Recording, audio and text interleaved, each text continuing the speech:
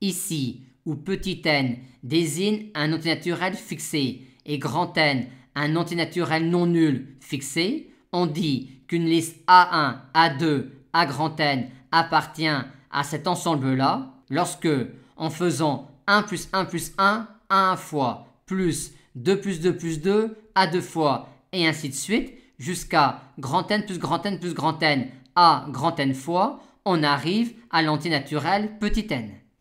Et on notera dans la suite petit p indice petit n indice grand N, le nombre des listes A1, A2, A grand N qui permettent d'arriver à petit n en achetant A1 fois 1, A2 fois 2 et A grand N fois grand N.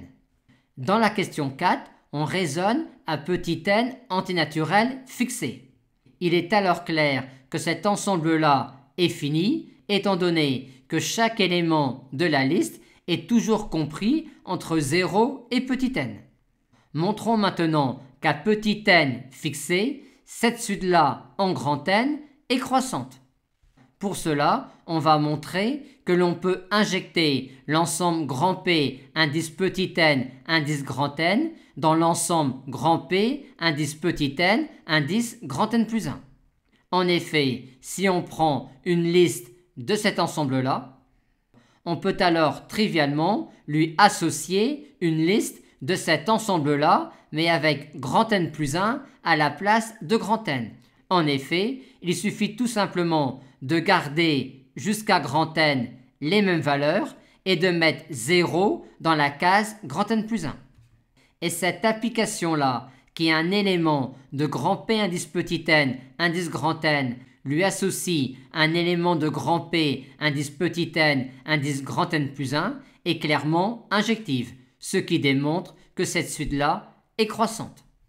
Ensuite, on nous demande de justifier que cette suite-là est constante à partir du rang max de petit n et de 1.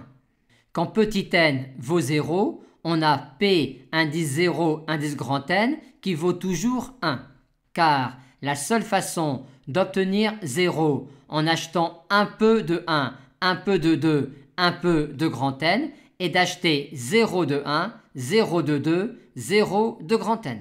Aussi, si petit n égale 0, on a petit p indice 0 indice grand N qui vaut 1, quel que soit grand N supérieur ou égal à 1. Maintenant, considérons un entier petit n supérieur ou égal à 1.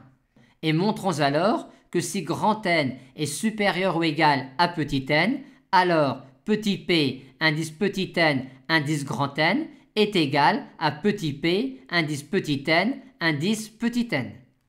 En effet, si grand N est strictement supérieur à petit n, on sera obligé dans cette case-là de prendre 0 et de même pour toutes les autres cases supérieures ou égales à petit n plus 1.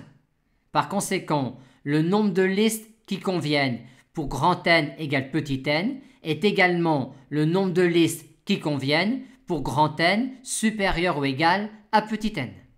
Dans la suite, pour un antinaturel petit n fixé, on notera P indice petit n, la valeur finale de petit p indice petit n indice grand N.